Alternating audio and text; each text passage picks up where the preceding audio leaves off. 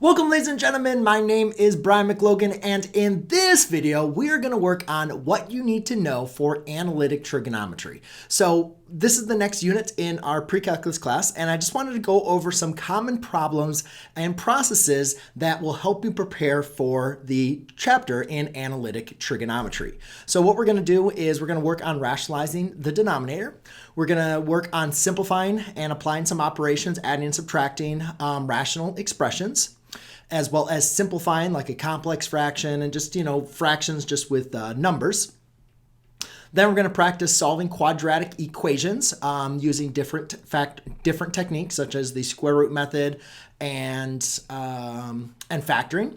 And then we're going to work on evaluating the three trigonometric functions based on the unit circle. So again, this is not a complete list of everything you should know before getting into analytic trigonometry, but just some common types of problems that I think going through this worksheet is going to give you a good foundation and help prepare you for the types of problems that you are going to see in this unit. So let's go ahead and get started. All right, so on question number 1, rationalizing the denominator. Now, this is something that we worked in our last unit. I talked to students about how we're going to practice simplifying all of our answers by making sure that we do not leave a radical in the denominator. And to get rid of the radical in the denominator, we're just going to multiply by the square root of 3 on the bottom and the top. And you got to make sure you multiply on the bottom and the top to produce an equivalent fraction. It is important, though, to notice in this case we have a binomial in the numerator. So therefore, we need to make sure we distribute that square root of 3. So therefore, we end up with a 2 radical 3 plus the square root of 3 times square root of 3 is 3 all over 3. We want to be careful. We don't want to divide out these 3's, right? Because this 3 is divided into both of these quantities.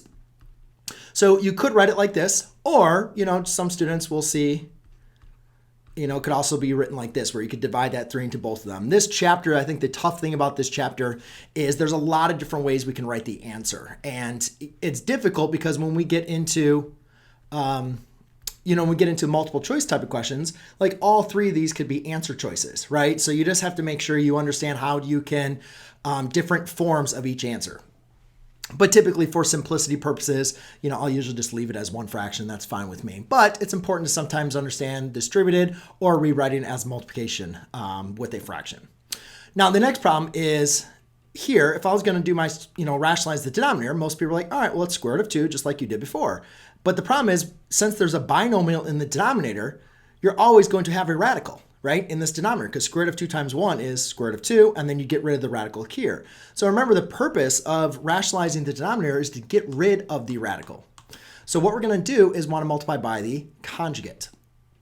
So the conjugate of 1 minus square root of 2 is 1 plus the square root of 2, and then 1 plus the square root of 2. Now, it's important to understand what this conjugate is going to do. You see that these are the exact same binomials, just one's negative, one's positive. Well, what that is going to produce is a difference of 2 squares. And if you remember the factored form for a difference of 2 squares, that's basically a squared minus b squared. So we can just square the first 2 terms, subtract that from the square of the second 2 terms. So that helps us out and makes things go by a little bit quicker. If you're not up to that point and you actually want to multiply them out, then please go ahead and do that, and that's fine. You'll get to the same answer. I think even for this one, I'll maybe just multiply it out so therefore you can see how it works. And then for the next ones, because moving on, we'll just kind of go through the simplified answer. The top here, I definitely need to distribute. And then here you could kind of do what we call like the FOIL, right? That's going on. So up top here, I'm going to have 4 times 1 is 4, plus 4 times the square root of 2. All over, let's just expand everything. So 1 times 1 is 1, plus 1 times the square root of 2. Negative square root of 2 times 1 is going to be a negative square root of 2. And negative square root of 2 times positive square root of 2 is just going to be a negative 2. So what you can see is these middle terms, these actually simplify out. So therefore, that's going to be left with 4 plus 4 square root of 2 all over 1 minus negative 2, which is just a negative 1. Now, we could leave it like this, or you could distribute that negative 1 into both of those terms to give you a negative 4 minus 4 square root of 2. But either way, I just want you to see how, again, that difference of squares work. 1 squared is 1, and square root of 2 squared is 2. And then you're just subtracting the 1 minus the 2. And that's how that ended up giving us that negative 1. So in this next case, we're just going to, again, multiply by the conjugate. In this case, we just have a binomial in the numerator and the denominator, but that's fine. We're just going to follow. We want to get rid of the radical in the denominator. That's our main key. So we're going to multiply by this conjugate. Now the nice thing is, in this numerator, what we recognize, this is actually the exact same binomial times itself, right? They're exactly the same. So remember, that's going to produce a perfect square trinomial. And if we had like a minus b, really it's a minus b times a minus b, or a minus b squared, that's going to give you a squared plus, I'm sorry, same sign, minus 2ab plus b squared. So if you can, that is just that factoring technique of a perfect square trinomial. So rather than doing all the time factoring out, I know that this is going to give me a 9 minus 2 times 3, which would be 6. So that's going to be minus 6 times the square root of 5. And then minus square root of 5 squared, which is going to be, or I'm sorry, that's going to be a positive 5. Positive 5. And then let's go ahead and, yeah, because that's going to be a positive b squared, and b in this case is square root of 5. So square root of 5 squared is just going to be 5. Then in the denominator, I have a difference of 2 squares, so I'm going to follow that technique. So that's going to give me a 9 minus 5. All right, now I can just go ahead and simplify my work here. Let me just make sure I had 3 times 2 times 3 times square root of 5. Yeah, and that's going to be negative. Good. So 9 plus 5 is going to be 14. So I have 14 minus 6 square root of 5 divided by 9 minus 5 is going to be 4. Now I can't divide the 4 into both these terms, but I can divide everything out by 2. So we could simplify this one more time. If I just divided everything by 2, I would get 7 minus 3 square root of 5 divided by 2. And therefore we could leave it like this, or we could use one of those other variations from there. But I'm just going to leave that in the simplified form. So that's the main idea with rationalized denominator. Previously, we did this to eliminate the radical in the denominator, but in this chapter, we're going to use it to help simplify our expressions. All right, so the next one is, talk about simplifying expressions, is simplifying rational expressions. And for the first two examples, you know, really just this main key is practicing factoring, factoring, and factoring. All right. So we can't divide out the ones. You know, we have to, when we're simplifying, we have to make sure that our quantities are separated by multiplication. So that's why we want to factor. There's nothing we can factor in the denominator here, but in this numerator, we can factor this as the difference of two squares, x minus 1 times x plus 1, all over x minus 1. Now you can see that these quantities are separated by multiplication, so I can divide out the x minus 1s. Just leave me with a x plus 1 as the simplified expression. So we're not going to talk about wholes and asymptotes, you know, and all that kind of stuff, but just practicing that rewriting at factoring, so therefore you can simplify them. In this next case, we want to make sure when we are factoring, this is for trinomials or binomials, to make sure you just have things written in your standard form. So for instance, I like to write this as a negative 4x plus 4 divided by x plus 2. And then you can just factor out the negative to an x squared minus 4 all over x plus 2. So now you can see, okay, so now I factor out the negative. Now again, I have another difference of two squares. So that's a negative x minus 2 times x plus 2 all over this x plus 2. Now my x plus 2's divide out, and I'm just going to be left with a negative x minus 2, which could be distributed to give me a negative x plus 2.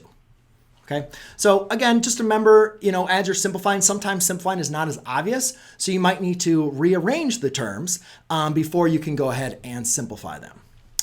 Then we are going to be adding some fractions. So a couple key points to remember when you're adding some fractions. Basically, we've got to have common denominators. I'm sorry, adding and subtracting fractions. In this case, we're subtracting. And we just don't have, you know, integers as our denominator. We have these expressions. So remember, the fastest and easiest way to identify a common denominator is just to multiply the denominators. Now, this is something we worked on in our rational functions chapter. And basically, I kind of explained it, and so I'm not going to go through the whole step here, but we want to identify the LCD. And a quick way to always identify the LCD, or at least a common denominator, is just to multiply the denominators. And so therefore, you can see that the LCD in this case, or at least the common denominator, is x plus 5, x minus 5.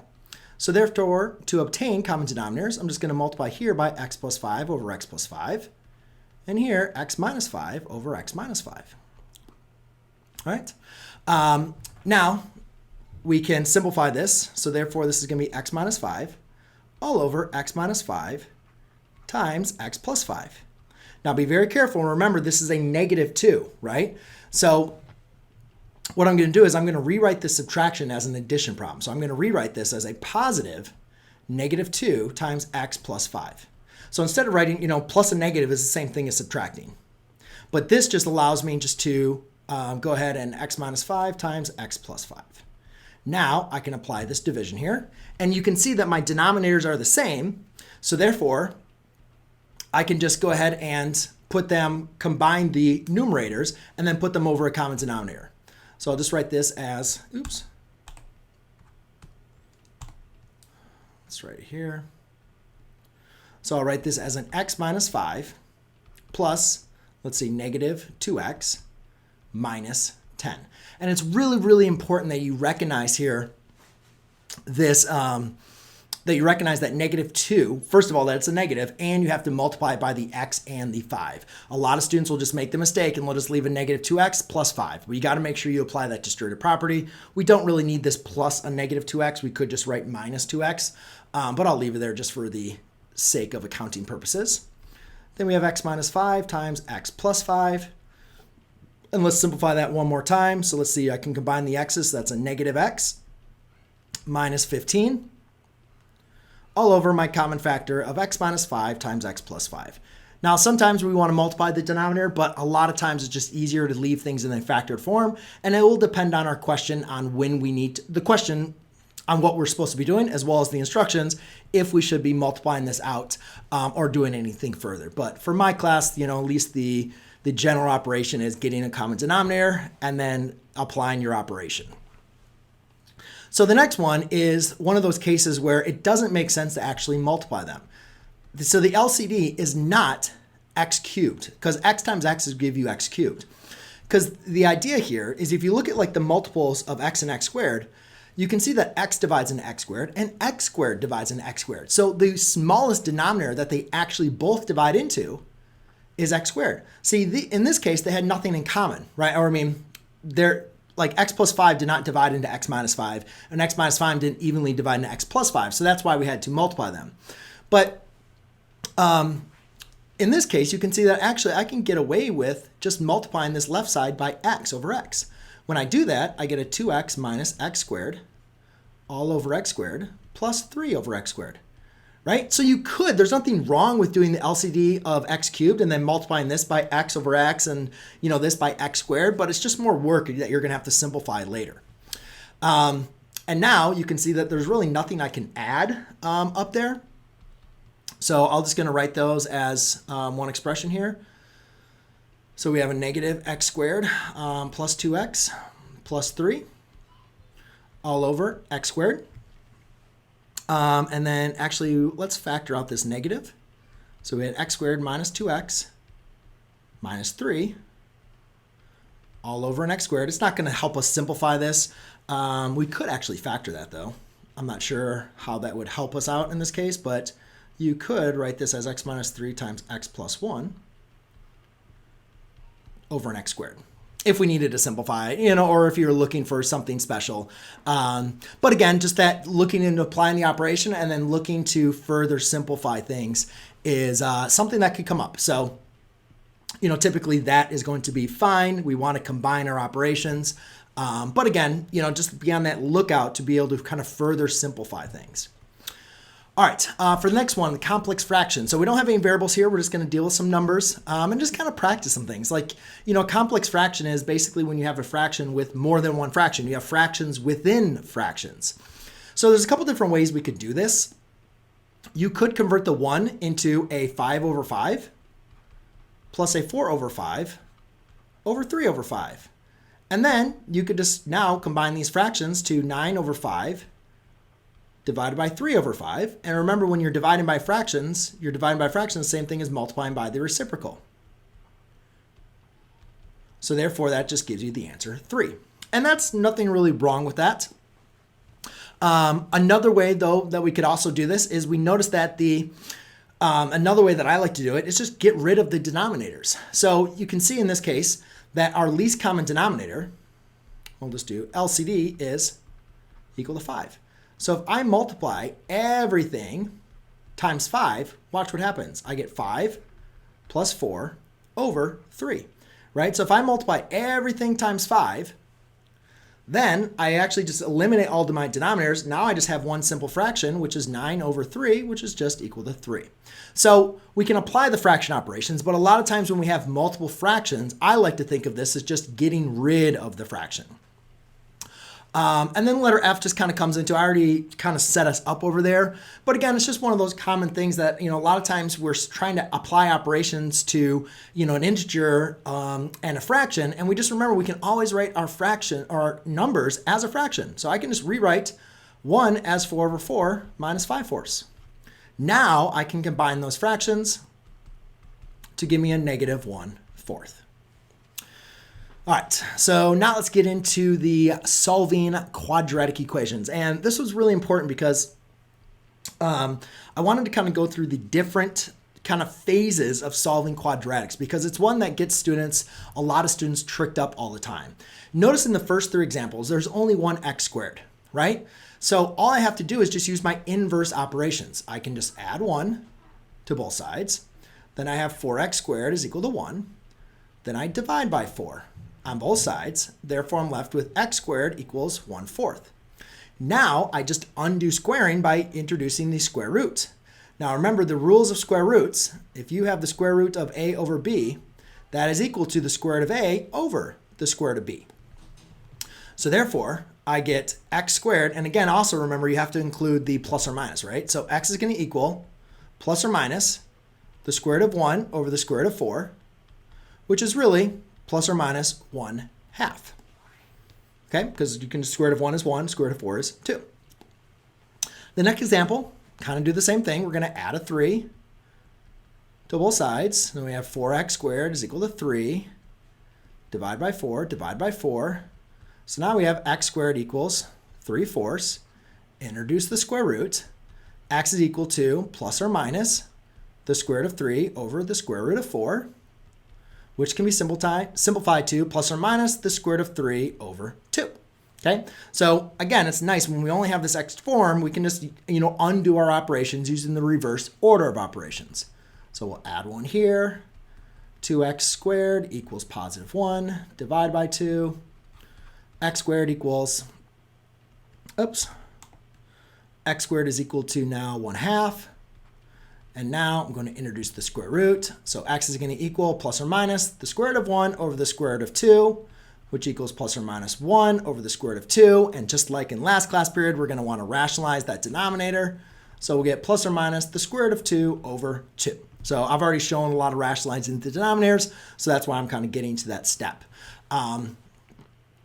But just some important operations to kind of get to, or at least understand when you only have that one x.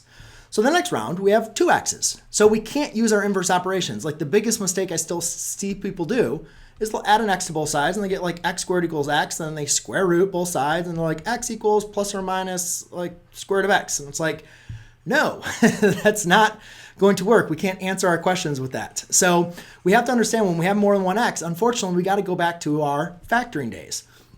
So we need to factor out what they have in common.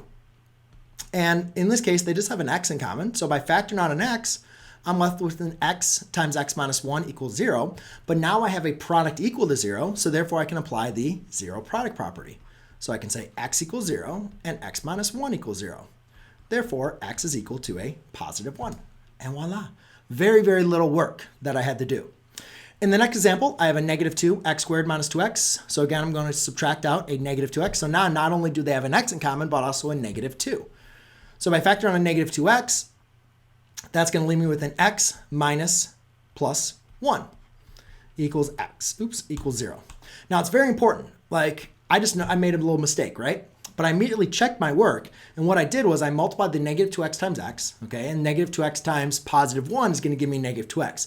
So again, you can always check your work on factoring by actually just multiplying everything out. Now, it's important here when I use my zero product property. I guess I probably should have showed my work here, right?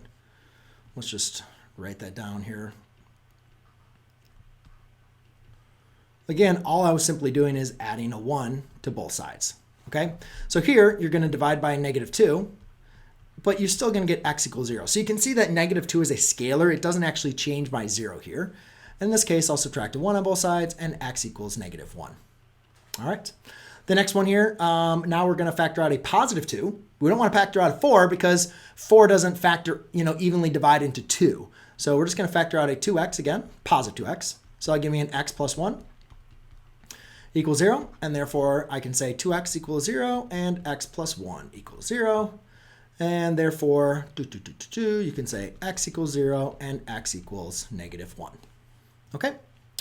So you can see, oh, wait, no, hold on. Factor out the 2. My bad. I factored out wrong. 2x times x does not give you 4x squared, right? Haha, I made a mistake. That should be a 2. I knew I was wrong. I was like, why am I getting the same answers? I didn't create this to have the same answers. This should be a 2x.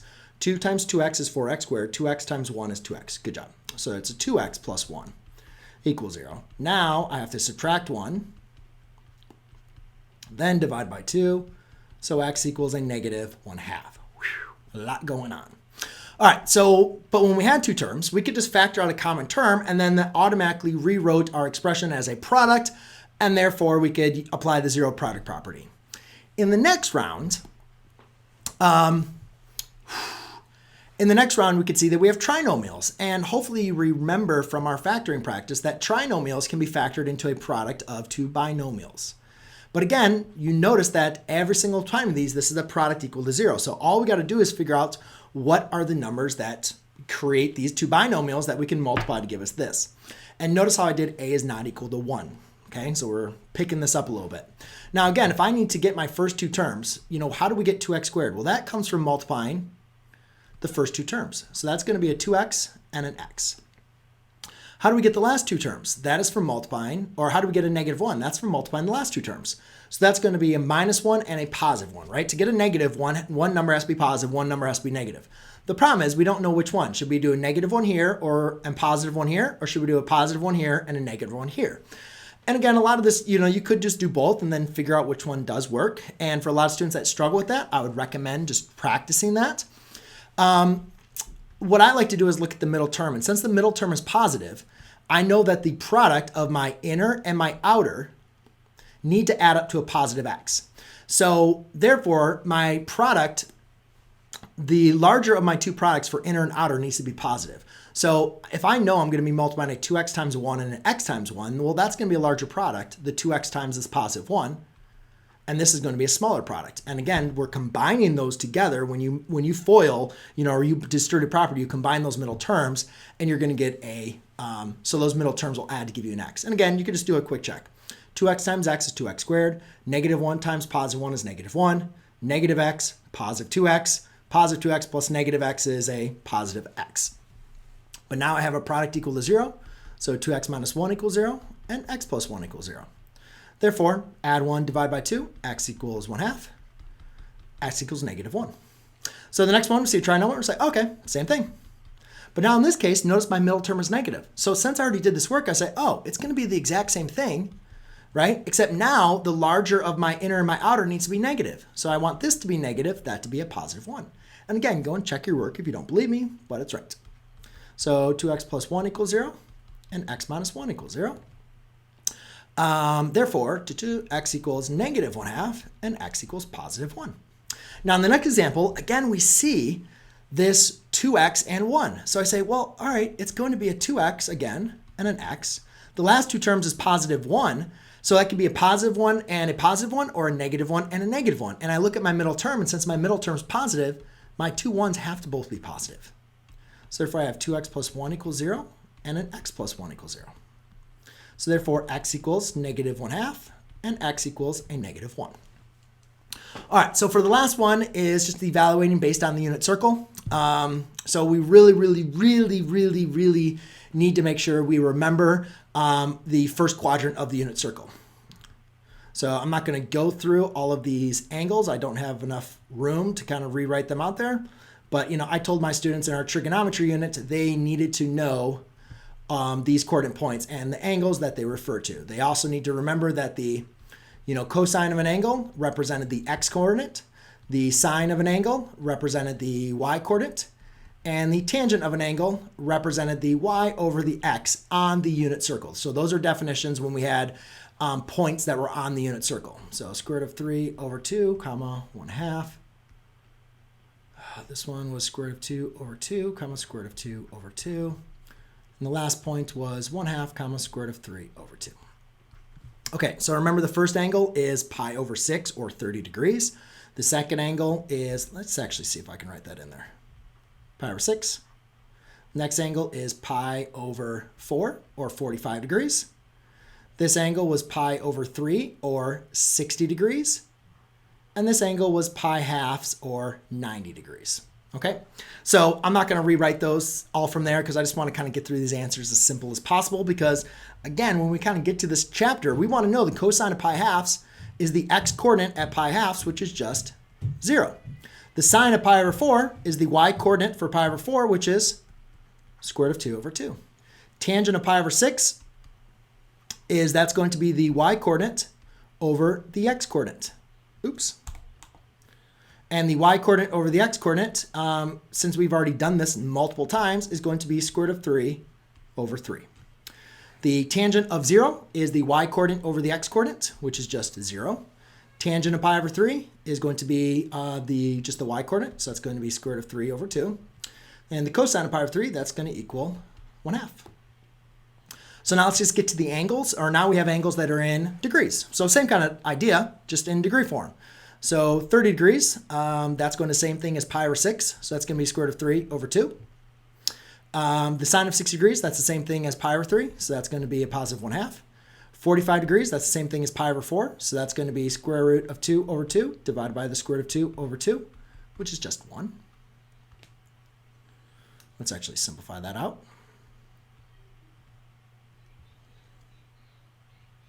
Okay. Sine of 90 degrees is the same as pi halves, so that's going to equal 1. The tangent of 60 degrees, that's the same thing as pi over 3, so that's going to be the y coordinate, which is square root of 3 over 2 divided by 1/2, which gets simplified to square root of 3. And the cosine of 0 degrees is the same thing as 0 radians, really not moving anywhere, and that's just going to equal 1. So there you go, ladies and gentlemen. That is some problems that I have designed to help you with your analytic trigonometry chapter. And I hope that now when we get to some problems, you'll feel a little bit more comfortable as we work through the chapter. And I wish you the best of luck, and I'll see you on the next video. Cheers.